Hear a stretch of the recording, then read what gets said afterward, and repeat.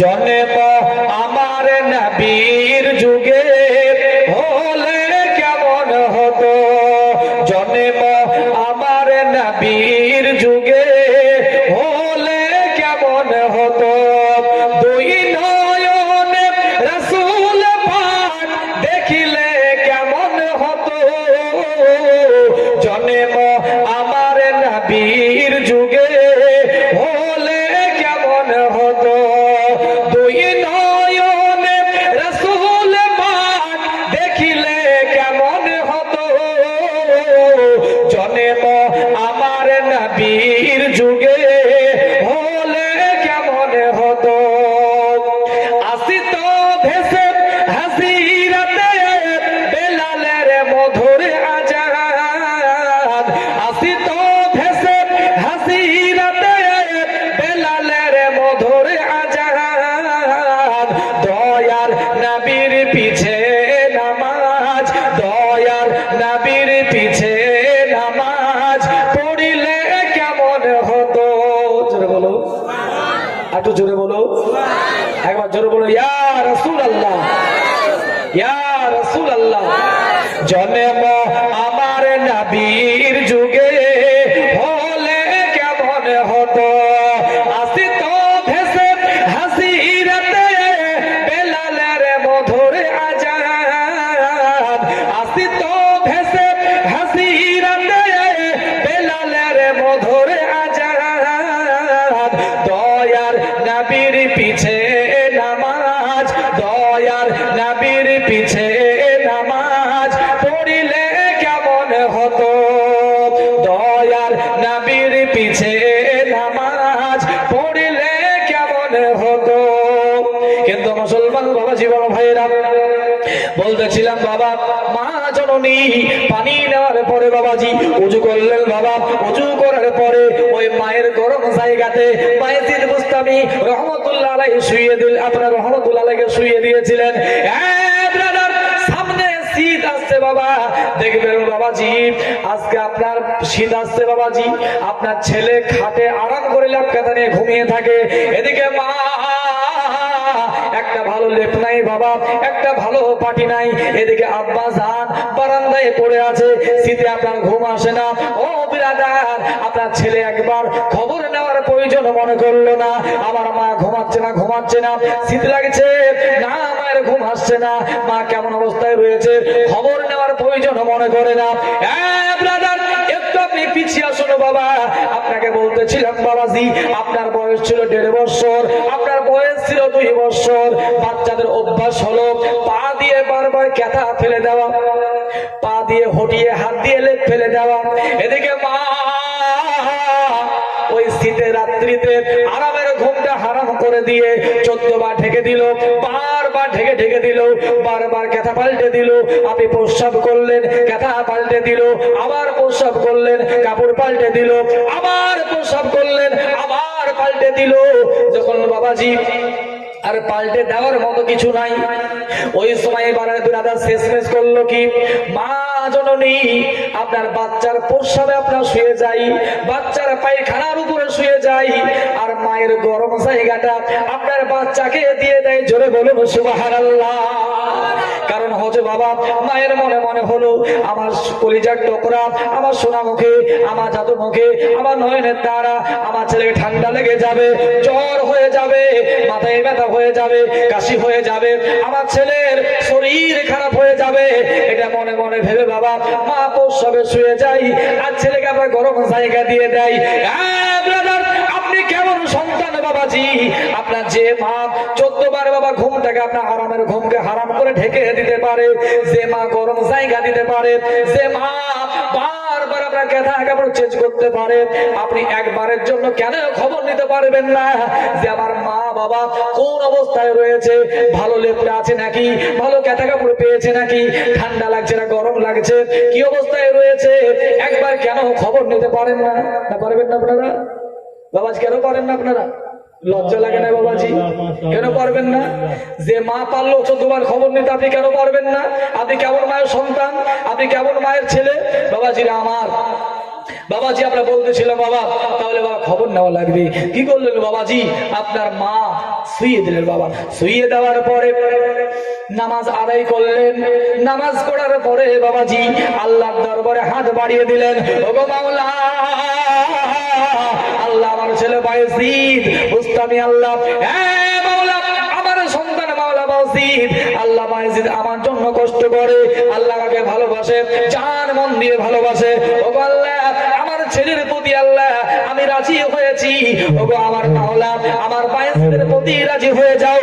আল্লাহ তোমার ওই বান্দা হিসাবে আমার সন্তান আল্লাহ কবুল করে নাও, আমার সন্তান কবুল করে নাও। আল্লাহ তোমার প্রিয় বান্দার কাতারে, আল্লাহ তোমার প্রিয় বান্দার লিস্টে আল্লাহ আমার বায়েজিদের নাম লিখে দাও। জোরে বলুন সুবহানাল্লাহ। আল্লাহ নাম লিখে দাও। ও বাবাজি মায়ের দোয়ার বলে বাবা আল্লাহর ওলি হয়েছিলেন, কিন্তু মুসলমান বাবা জীবন ভাইরা সেই মায়ের দোয়াটা সেই বাবার দোয়ার আমাদের প্রয়োজন আছে কি নাই বলেন? নাই নাকি? হ্যাঁ আছে, আছে বাবাজি আমার, যার দোয়াতে বাবা বড় বড় বিপদ কেটে যায়। বাবাজি আমার বড় বড় বিপদ পার হয়ে যায়। বাবাজি আমি জালসা করে যে রাতেই বাড়ি ফিরি না কেন, যতই রাত্রি হোক না কেন, গাড়িতে একবার হরেন দিলে পরে আমার মা বের হয়ে আসে, প্রথমেই মা বের হয়ে আসে। একবার গাড়িতে হরেন দিই বাবাজি, আমি বলি মা রাত্রি 12টা বাজছে 1টা বাজছে ঘুমাওনি? বলে বেটা তুমি তো বাইরে আছো, কোথায় মালদা, কোথায় শিলিগুড়ি, হলদিবাড়ি, কোথায় কুচবিহারে পড়ে আছো, কোথায় এদিকে ডায়মন্ড হারবার, ক্যানিং, সেখানে পড়ে আছো, বাড়ি আসছো, কোথায় আছো? বলে বেটা তোমার চিন্তায় ঘুম আসে না। বাবাজি বলুন তাহলে আপনারা ছেলে নাই তো বাপ মায়ের কলিজায় শান্তি নাই, ছেলে নাই তো মা ঘুমাতে পারে না। বাবাজিরা আমার একবার হরেন দিয়ে দরজা খুলে দেয় আর ডেকে বলে বেটা তুমি নাও তো আমার ঘুম আসে না। আর আমার বাড়ি ওলি, আমার স্ত্রী, আমার বিবি। বাবাজি আপনার যেমন ঘরে ঢুকলাম বাবা চোখ ডলটাবে আর পকেটটা হাটকাবে, জাল থাকলে ক হাজার টাকা পেলে, জাল থাকলে ক হাজার টাকা হলো। বাপজিরা আমার ওকে কি বলবো বলে এবার বলেন তো, কেমন করে বাড়ি এলে? বৃষ্টি পড়ছে কি করে বাড়ি এলে? এত শীত কি করে বাড়ি এলে? গেটটা খুললো কে? এটা আর বলে না। কি করে বাড়ি এলে এটা আর বলে না। এই চোখ ডলডাচার বলছে ক হাজার টাকা জালসা করে পেলে, দেখি জালসার টাকা ক হাজার পেয়েছো। বাবাজিরা আমার তো মায়ের ছেলের চিন্তা, বেটা তুমি কোথায় পড়ে আছো, বাপ মায়ের চিন্তা, ছেলের চিন্তা, আর বিবির টাকার চিন্তা। তাই বলে মারবেন বিবিকে? না, আল্লাহ নবীজি বলছেন মারিও না, গালি দিও না, মারিও না। কারণ আল্লাহ নবীজি বলছেন যে ঘরে স্বামী স্ত্রীর মহব্বত থাকে না ওই ঘরটা আল্লাহর জাহান্নাম স্বরূপ, ওই ঘরে শান্তি পাওয়া যায় না, সুখ থাকে না। পৃথিবীর বুকে যে কেউ একটা ভালো স্ত্রী পেয়ে যায়, বিবি পেয়ে যায়, বাবা সে পৃথিবীতেই জান্নাতি, পৃথিবীতে জান্নাতের কিছু সুখ বাবা পৃথিবীতেই পাবে, যার স্ত্রী আপনার পরোজগার, দিনদার, ভালো, নেককার। বাপজিরা আমার তার জান্নাত সুখটা বাবা পৃথিবীতে কিছুটা পাওয়া যাবে। বাবাজিরা আমার তো স্বামী স্ত্রীর মহব্বত, স্বামী স্ত্রীর ভালোবাসা জান্নাতি ভালোবাসা, জান্নাতি মহব্বত। নবীজি বলছেন যে ঘরে যত বেশি আপনার স্বামী স্ত্রীর ভালোবাসা বাড়বে সেই ঘরে তত বেশি আল্লাহর রহমত পাওয়া যাবে। বাবাজিরা আমার শান্তি পাওয়া যাবে, সুখ পাওয়া যাবে, সংসারে শান্তি পাওয়া যায়। বাবাজিরা আমার এবং ব্রাদার ইসলাম স্বামী স্ত্রী মিলে বাবাজি একসঙ্গে খাবেন, এক জায়গায় বাবা খাবেন, আমি বলে গেলাম খাবেন।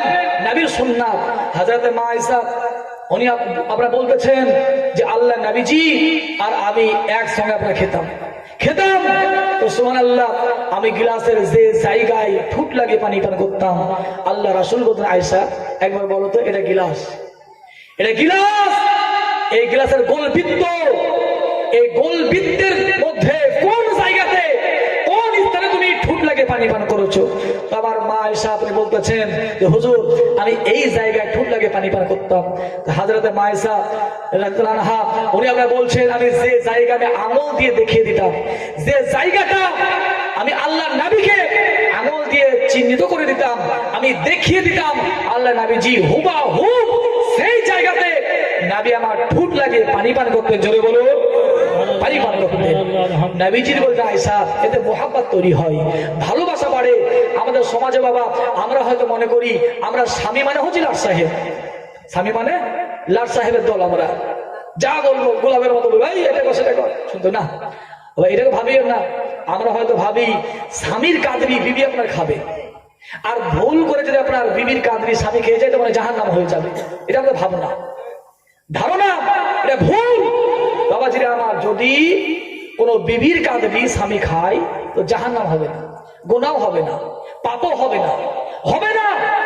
বরঞ্চ বাবাজি আমার স্বামীর প্রতি বিবির ভক্তি বাড়বে, ভালোবাসা বাড়বে, বাবাজিরা আমার মহব্বত বাড়বে, যে আমার স্বামী এমন একজন আদর্শবান, এমন একটা সৎ ভালো মানুষ যে আমার কাঁদরি পর্যন্ত মানে না, সেটাও খেয়ে নেয়।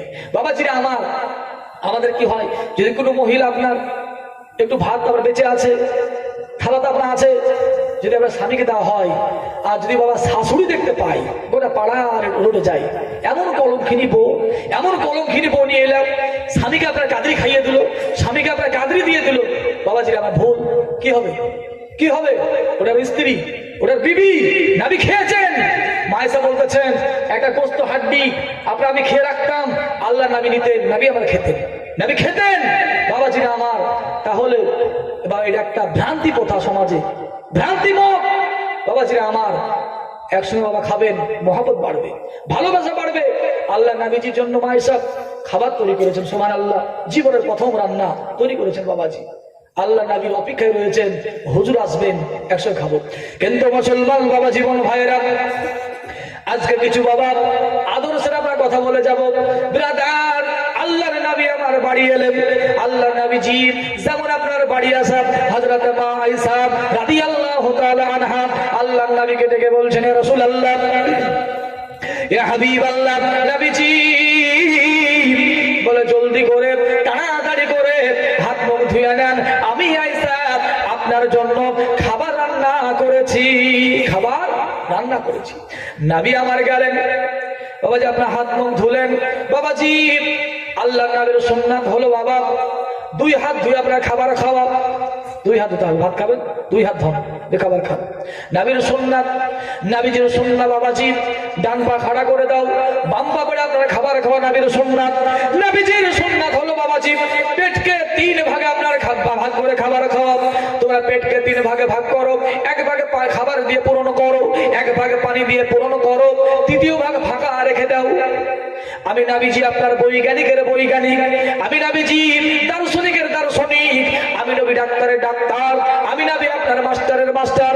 আমি নবী বলে গেলাম, তোমরা যদি আমি নবীজির সুন্নতি তরিকায় খাবার খেতে পারো, সুন্নাতকে মান্য করে খাবার খেতে পারো, তোমার গ্যাস অম্বল হবে না, বুক জ্বালা হবে না, অন্যরকম অসুবিধা হবে না।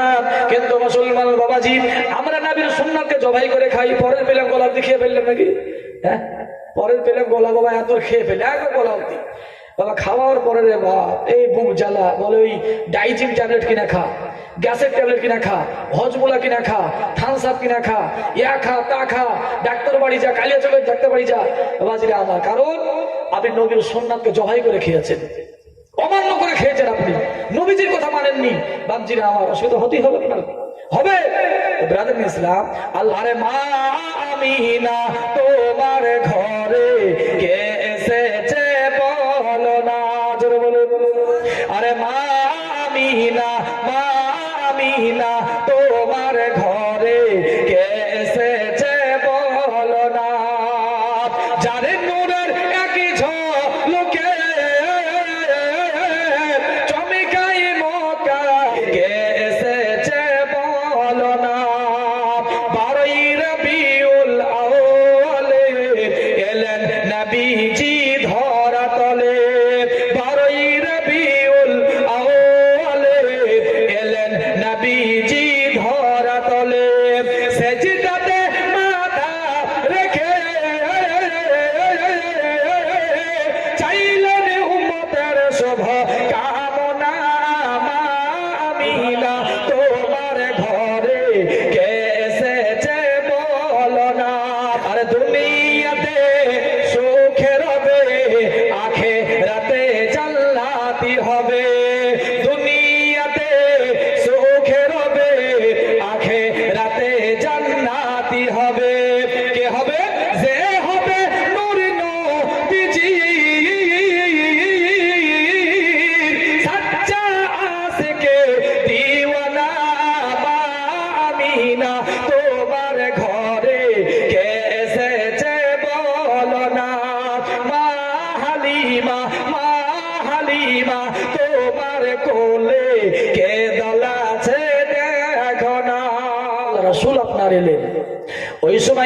বাবাজি, আল্লাহর নবীর সামনে হযরতে মা আয়েশা রাদিয়াল্লাহু তাআলা আনহা খাবার আনলেন।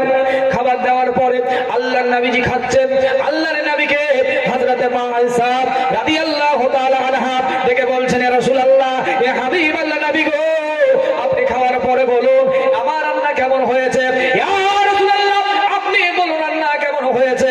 আল্লাহর নবীজি বলছেন, আয়েশা তোমার রান্না বড়ই ভালো হয়েছে। যেমন রান্না ভালো হয়েছে আপনার বলা। মা আয়েশার মুখে আপনার চেহারায় হাসি ফুটে এলো। মা আয়েশা হাসতে লাগলেন বাবাজি। মা আয়েশা হাসতেছেন, আল্লাহর নবী আমার দেখতেছেন। আগে বলেছি বাবা, স্বামী স্ত্রী মেলে হাসাহাসি করবে, ইবাদতে গণ্য হয়ে যাবে, ইবাদত হবে বাবা। আর কোন মহিলা যদি পর পুরুষের সামনে হাসে, ওই মহিলা জাহান্নাম হয়ে যাবে। আল্লাহর নবী আমার দেখতেছেন, বলে আমার আয়েশা আজকে সুন্দর ভাবে হাসতেছে। নবী আমার দেখছেন বাবাজি। এই সময়তে বাবা আল্লাহর নবী বলছেন, আয়েশা গো আর একটু খাবার আছে নাকি বলো। ডেকে বলছেন, ইয়া রাসূলুল্লাহ, ইয়া হাবিবাল্লাহ নবীজি, আমার জীবনের প্রথম রান্না কেমন হবে না হবে বলে অল্প পরিমাণ দিয়েছিলাম, একটু দাঁড়ান রান্নার ঘর থেকে খাবারটা আনি। এই বলে হযরতে মা আয়েশা রাদিয়াল্লাহু তাআলা আনহা রান্নার ঘরে গেলেন বাবা। যাওয়ার পরে মনে মনে ভাবলেন, আল্লাহর নবীজি বলেছেন আমার রান্না বড়ই ভালো হয়েছে, আমার রান্না বড় ভালো হয়েছে, একবার চেক করে দেখি, একবার মুখে দিয়ে দেখি আমার রান্না কেমন ভালো হয়েছে। ওই সুমাতি মা আয়েশা রাদিয়াল্লাহু তাআলা আনহা আপনার খাবারটা মুখে দিলেন বাবা। লবণ ভালো হয়নি, তেল ভালো হয়নি, ঝাল ভালো হয়নি, রান্না মুড়ি ভালো হয়নি। চোখ দিয়ে পানি চলে এলো, চোখের পানি মানলো না, চোখের অশ্রু আপনার গড়িয়ে পড়লো। কান্না করে করে বাবা আল্লাহর নবীর কাছে এলেন, আল্লাহর নবীকে জড়িয়ে ধরলেন। নবীজি বলছেন, আয়েশা গো কি জন্য কান্না করো, কি জন্য কান্না করো একবার বলো, কেন কান্না করছো বলো। ওই সময়টাকে বলছেন, ইয়া রাসূলুল্লাহ, ইয়া হাবিবাল্লাহ নবীজি, বলে আজকে আমার রান্না ভালো হয়নি, মোটেই ভালো হয়নি নবী গো, কিন্তু আপনি বলছেন রান্না ভালো হয়েছে, আপনি বললেন রান্না ভালো হয়েছে, আপনি একবার বলুন কেন বললেন আমার রান্না বড়ই ভালো হয়েছে। ওই সুমাতে আল্লাহর নবী আমার বলছে, আয়েশা আজকে তোমার চেহারাতে হাসি দেখার জন্য আমি নবী বললাম তোমার রান্না বড়ই ভালো হয়েছে, বড় ভালো হয়েছে। বলে আয়েশা আজকে রান্না বলে ভালো হয় তো কি হয়েছে, আগামী দিন ভালো হয়ে যাবে, ভালো হয়ে যাবে। দেখবেন বাবা বিবির রান্নার প্রশংসা করলে পরে মেয়েরা আনন্দ পায়, পাই না, খুশি হয় না, হয়। আর যদি আপনাকে ডেকে বলে, হ্যাঁ গো আব্দুল্লাহ আব্বা, আব্দুর রহমান আব্বা বলো তো, হ্যাঁ আমার রান্না কেমন হয়েছে, আপনি যদি বলেন ওর রান্না ভালো নাকি, কুকুরও খায় না তো এমন রান্না হয়েছে, এটা আমার বড় ভাবি রান্না ভালো, বলে যাও তুমি যদি বাপের বেটা হওয়া তো তোমার বড় ভাবির খাও গা, যাও ও খাও গা, ও দিবে আপনাকে, জান গেলেও দিবে না, বলে ওর খাওয়া যাও, আর আমার খেতে হবে না। বাবাজিরা আমার, তাহলে বিবিদের রান্নার প্রশংসা করলে পরে বিবিরা কি হয়, আনন্দ পায়, খুশি হয়। যদি রান্না একদিন ভালো না হয় বাবা, হাড়ি কুড়ি ভাঙিয়েন না, টান দিয়ে ফেলে দিয়েন না, গালিগালাজ করিয়েন না বাবাজি, মারধর করিয়েন না, একটু শিখিয়ে নিতে হবে।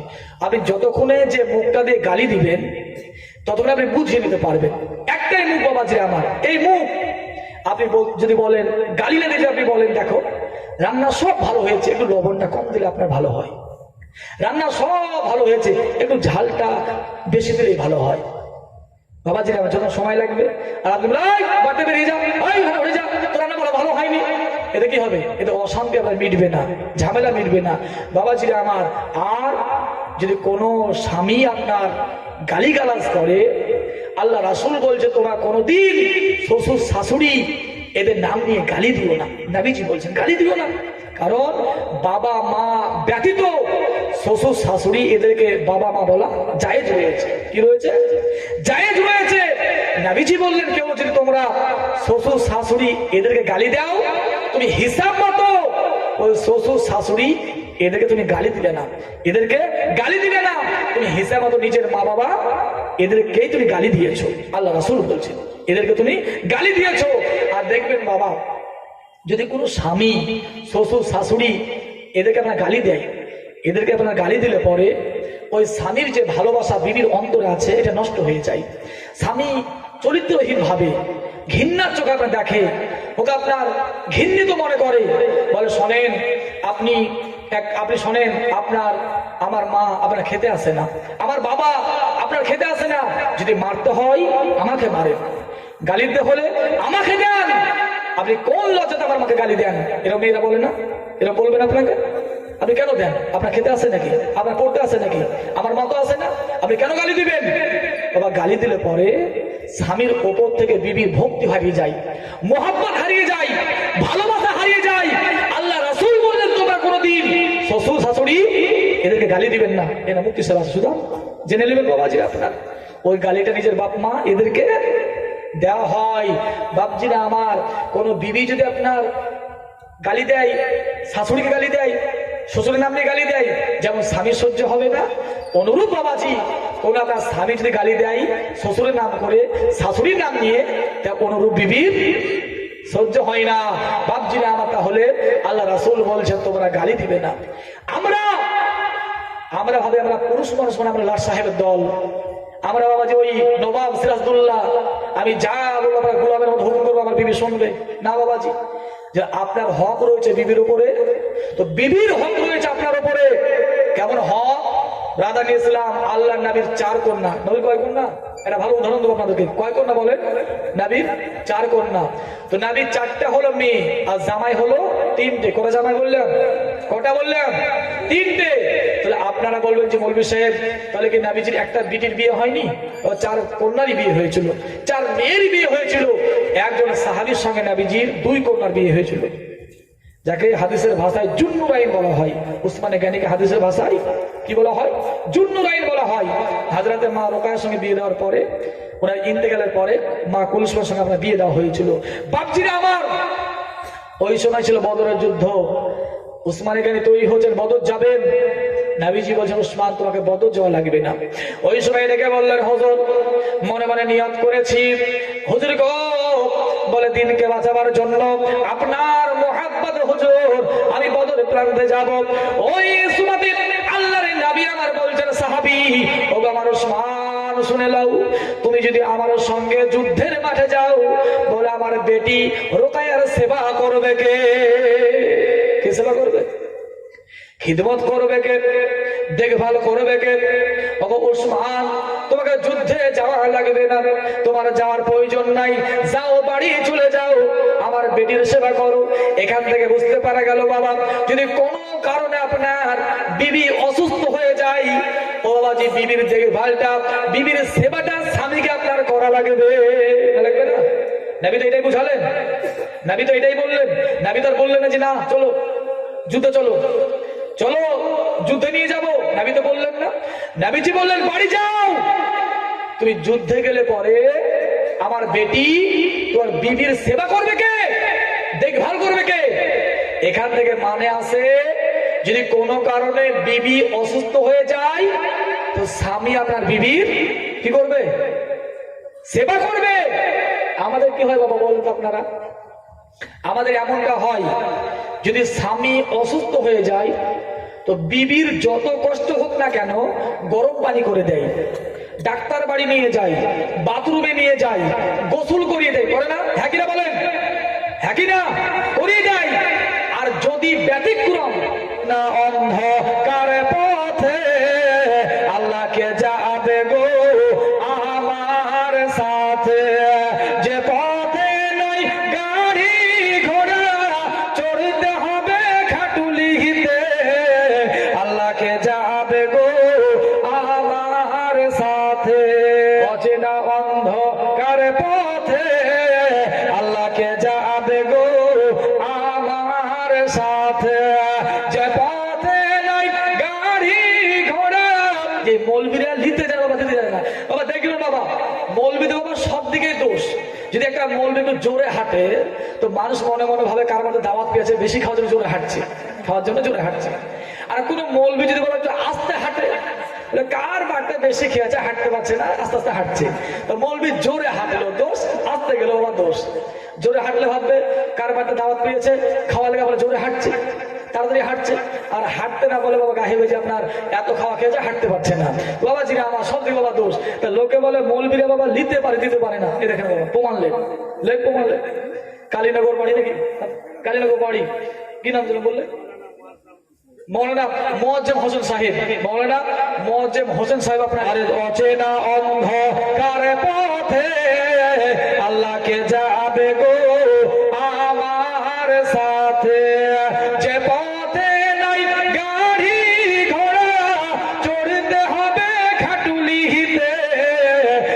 কে যাবে গো আমার সাথে।